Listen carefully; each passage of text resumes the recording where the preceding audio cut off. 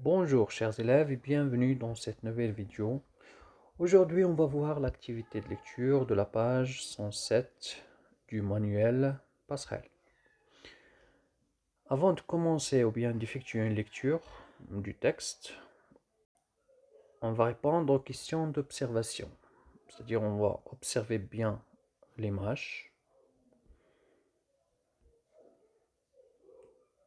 On a un pistolet ou bien un revolver dans une main.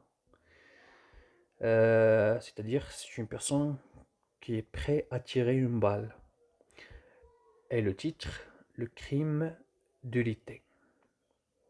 Le crime de l'été. C'est un crime, le temps c'est l'été, la saison d'été. Alors, on va répondre aux questions.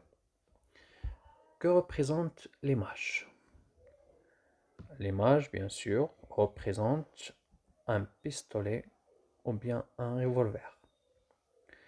Deuxième question, quelle information nous apporte le titre sur l'événement et le temps? Alors, l'événement, c'est un crime. Le texte parlera d'un crime peut-être. Et le temps, c'est la saison d'été. Troisième question. À partir de l'image et du titre, de quel genre de récit s'agit-il? Alors, on a observé sur l'image un pistolet et le titre nous indique qu'il s'agit d'un crime. Alors, on va déduire que l'histoire est une histoire policière ou bien un récit policier. Effectuons ensemble une lecture du texte. Le crime de l'été. L'histoire se déroula le 17 juillet 1998 à Poligner-Lanverne, dans le pays Bigoudin. Comme chaque dimanche matin, j'allais chez mon ami Paul. Alors ici, on remarque qu'on a utilisé le pronom « je », c'est-à-dire c'est le narrateur. Et le premier personnage, ou bien le personnage principal ici, c'est le narrateur. Et c'est lui qui raconte l'histoire. C'était un jeune homme, et mon ami Paul, son ami. Alors, il y a deux personnages, le narrateur avec son ami Paul. Paul, c'était un jeune homme, âgé d'une quarantaine d'années. Il était plutôt grand, mince, avec un visage maigre. Alors ici, on a fait quoi? On a fait la description de qui? La description de Paul, et l'ami du narrateur. J'arrivais chez lui. Aux environs de 11 heures, tout était fermé. Je frappais à la porte, mais personne ne répondit. Je pensais qu'il était parti faire ses courses. Alors, ses courses, il est parti pour faire des achats, pour acheter quelque chose. Donc, je repassais une autre fois. Je repassais vers 2 heures. Mais rien à faire, personne ne répondait. Je vis un voisin de Paul. Alors, troisième personnage, c'est le voisin de Paul. Je lui demandais s'il avait vu Paul aujourd'hui. Mais il me répondit que non. C'est-à-dire, je demande au voisin de Paul, est-ce que tu as vu Paul aujourd'hui? Il m'a répondu non. Alors, je me décidai à faire le tour de la maison. Soudain, lorsqu'on dit soudain, c'est-à-dire c'est une marque de surprise. Brusquement, tout à coup. Je vis quoi? Je vis un carreau cassé. C'est-à-dire, il y a un événement qui va changer le calme ou bien l'équilibre de la situation de début. Je pénétrais dans la maison. Pénétrer, c'est-à-dire entrer dans la maison sans permission, sans avoir la permission ou bien l'accord du propriétaire. Alors, je pénétrais dans la maison lorsque je vis Paul mort dans son fauteuil. Alors, je vis quoi? Je vis que Paul était mort dans son fauteuil. Mon cœur battait très fort. Ici, on parle des sentiments. Mon cœur battait très fort. Je me précipitais, c'est-à-dire aller plus vite, vers le téléphone pour appeler la gendarmerie. En début d'après-midi, le médecin légiste de Pont-l'Abbé arriva. Alors le médecin légiste, c'est un médecin qui est chargé d'examiner les cadavres. Alors arriva sur les lieux du crime pour examiner le cadavre. Alors le cadavre, c'est le corps d'une personne qui est morte. Le commissaire Blanchard, chargé de l'enquête, qui est chargé pour enquêter, c'est un policier qui est chargé pour rechercher le criminel, sortit du mur la balle à l'aide d'une pince à épiler. Il a trouvé une balle sortant d'un pistolet.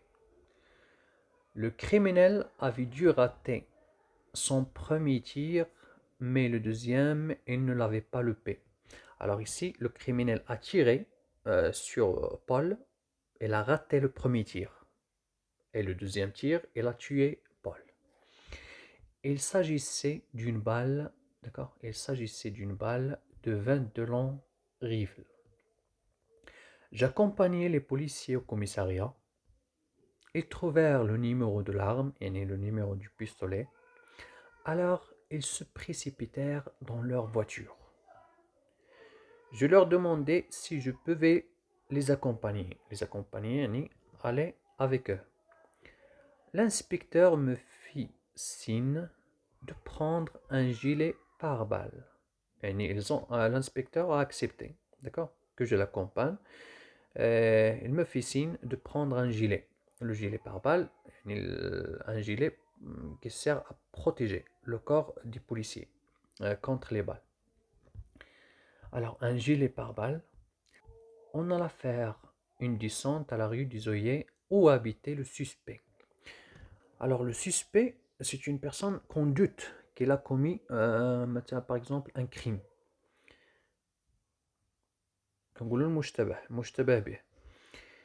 Il n'y avait personne.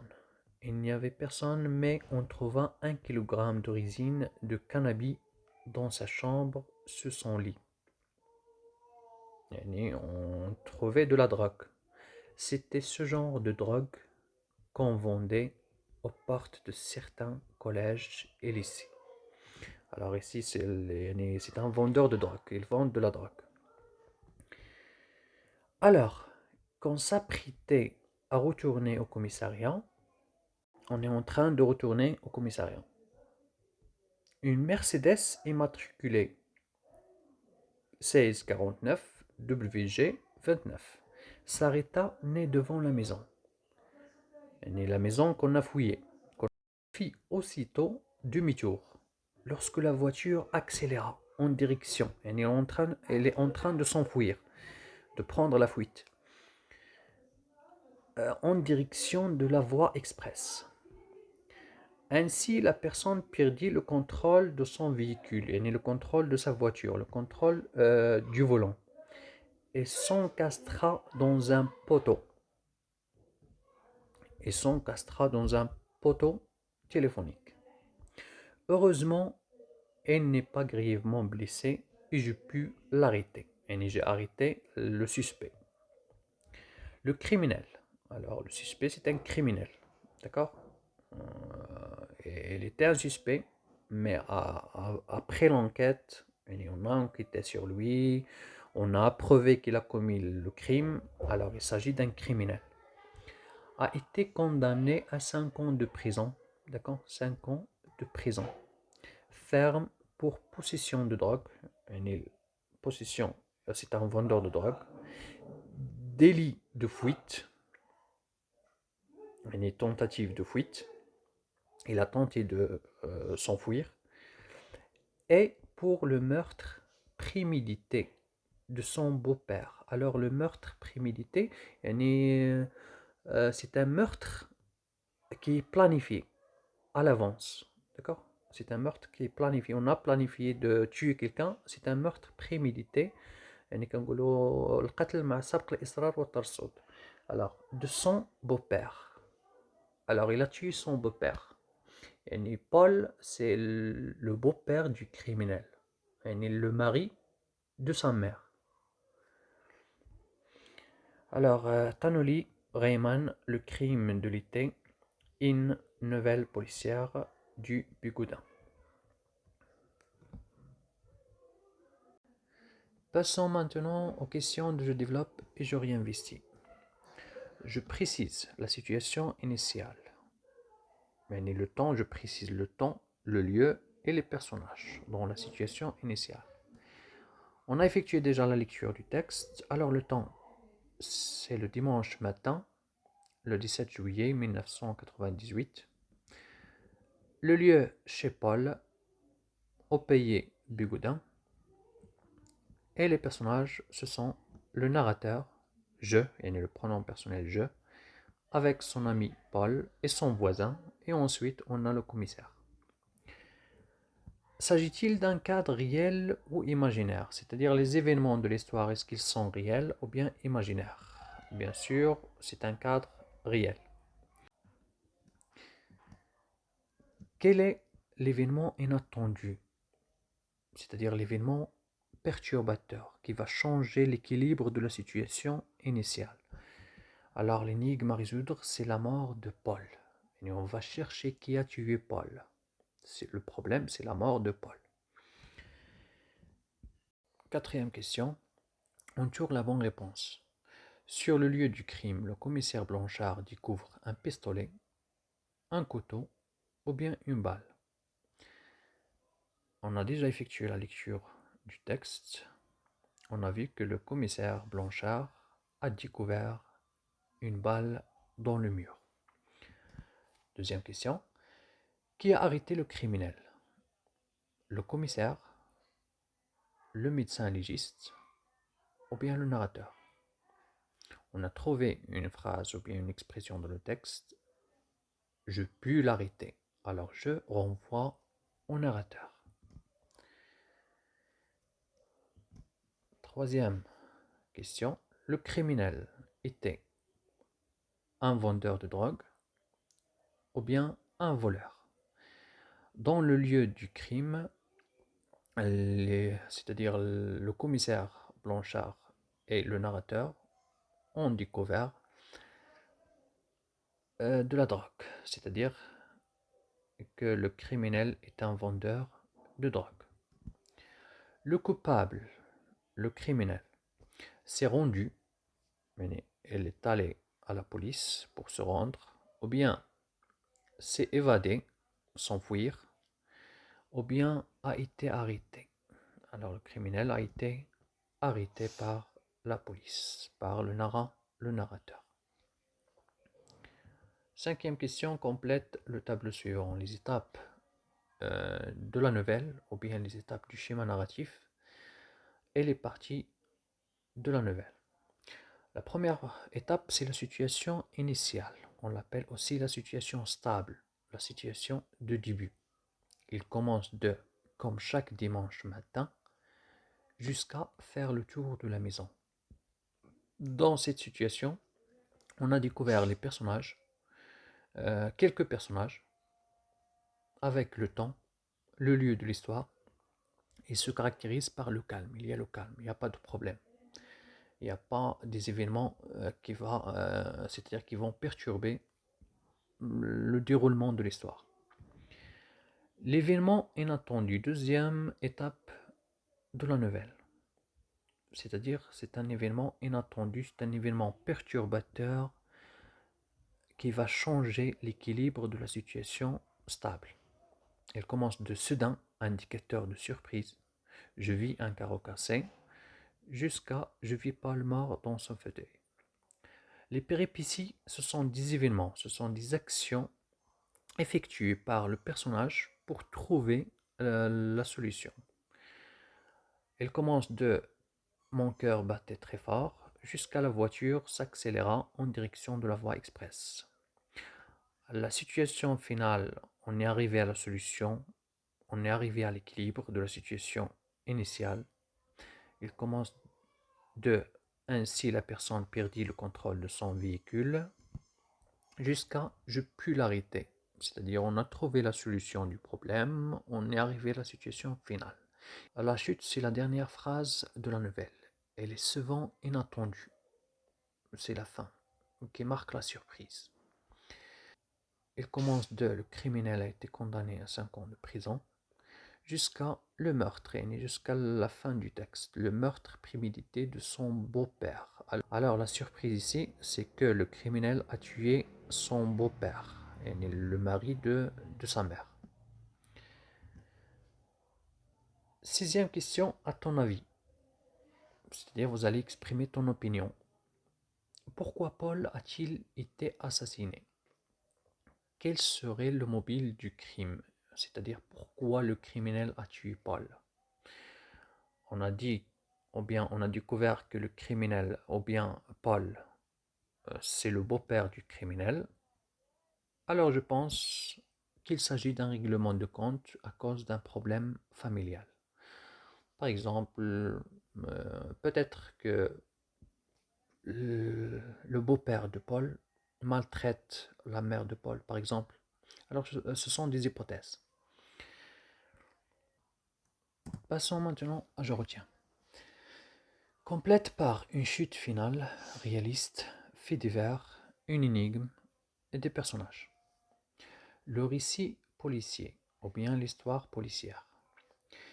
Il est fondé sur un vol, meurtre, disparition. Ce sont quoi? Ce sont des événements. Alors des événements qui sortent de l'ordinaire.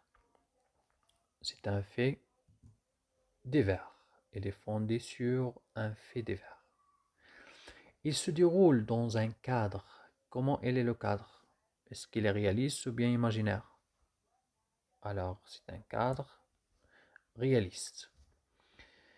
Il met en scène victimes, coupables, témoins, suspects. Ce sont quoi? Ce sont des personnages type victime, coupable, témoin, meurtrier, criminel. Il comporte quelque chose que l'enquêteur doit résoudre. On doit résoudre quoi? On doit résoudre le problème. Le problème. Alors, c'est une énigme. Et se termine par, à la fin, on a quoi? Une chute, une fin qui marque la surprise inattendue, souvent. Alors, c'est une chute finale. Complète par l'élément perturbateur, les péripéties, le dénouement, la situation initiale. Alors, ce sont des étapes de la nouvelle. Alors, la nouvelle policière se compose de 4 étapes. Normalement, il y a 5 étapes. La première étape, c'est la situation initiale. On l'appelle aussi la situation stable. Le narrateur, celui qui raconte, présente quoi? Les personnages, le temps et le lieu. Il se caractérise par le calme. Alors dans une nouvelle, on trouve peu de personnages, le temps et le lieu. Il se caractérise par le calme et la stabilité, l'équilibre. Au contraire du roman. Alors la nouvelle, c'est un sous-genre du roman. Le roman, on trouve beaucoup de personnages, beaucoup d'événements, etc. Alors la nouvelle est centrée sur un seul événement. Deuxième étape de la nouvelle, c'est l'élément perturbateur. On l'appelle l'événement inattendu, l'élément déclencheur, c'est-à-dire c'est un événement qui perturbe le calme, qui marque le changement de l'équilibre de la situation initiale. Après, on effectue des actions pour trouver une explication ou bien pour résoudre le problème de l'événement perturbateur. Elle constitue le nœud de l'histoire. Ce sont les péripéties ou bien les événements. Et on arrive à trouver, à résoudre le problème, c'est le dénouement, c'est l'événement qui met fin à l'histoire pour arriver enfin à la situation finale. C'est le retour à l'équilibre de la situation stable.